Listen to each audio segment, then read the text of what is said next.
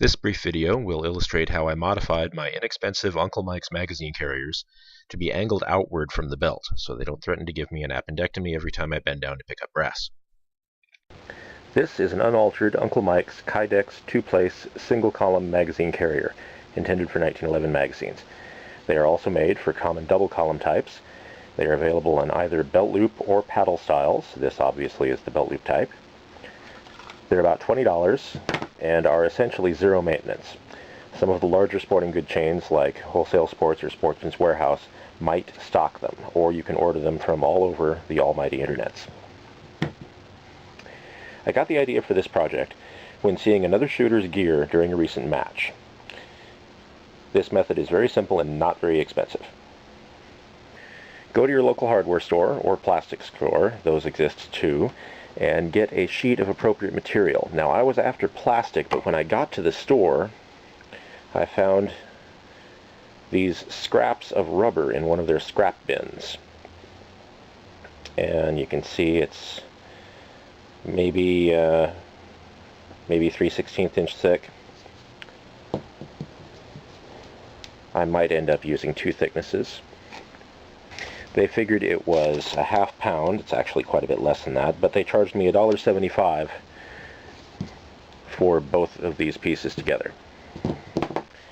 These screws, it was a simple matter to match the thread. They have a device at the hardware store, a template thing where you put the screw in a hole and see if it fits. Very simple matter to find the correct thread.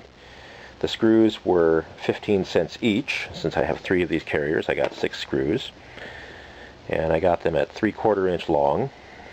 This is 1/4 inch long. And I can just Dremel off the excess when I determine how much excess that is. What you do is you dismount the belt loop or paddle. It's held on the back with 3 screws. And the bottom screw is actually accessed from the front, and this 4th screw here is for tension to hold the magazine in the carrier. Now, you don't actually need to remove this bottom screw because there's going to be enough flex in there that you can stick your material in when it's ready. Note also this big flap right here.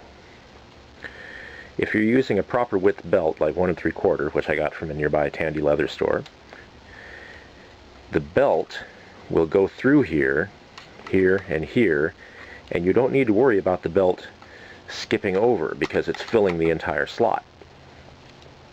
Now, if you're using a narrower belt, you may need to use more filler material so it goes down here. Otherwise, the whole point of the exercise is defeated, because the idea is to get an angle away from your body, which means the belt has to be here while the carrier is there. So this space needs to be filled to move the belt over. But if you're using a wide enough belt, the belt goes up here anyway.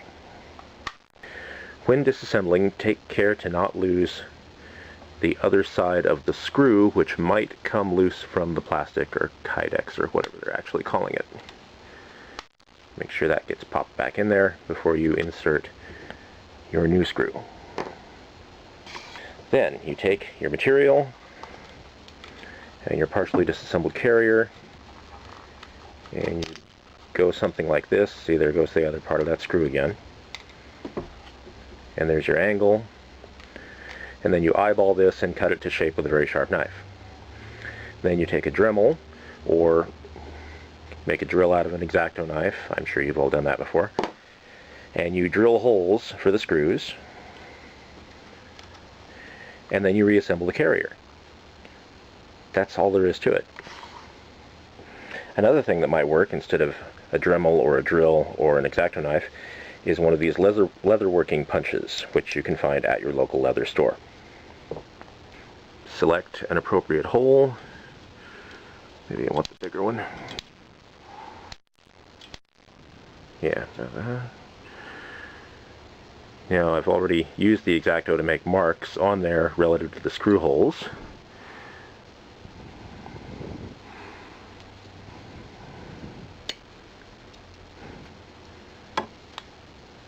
Yeah, like that. That's good enough for a screw to get through. Then if you are using two thicknesses, which I decided to do, one piece will act as a template for the other. Make sure that receptacle, escutcheon, whatever, is in its proper place to engage the threads. Now you will note the screw, if I'd bought half-inch screws, this would be perfect. But now I have to take it apart again and Dremel off, or file off, or grind off the excess threads here. And then it will be done, and then I'll repeat it for the other two. A fairly simple fix to get your magazine carriers angled outward. And again, it's important that you use a correct width belt for this belt loop, which in this case happens to be 1 3/4 inches for the Uncle Mike's Kydex two-place magazine carrier, which are available in both single and double column styles, and belt loop or paddle style.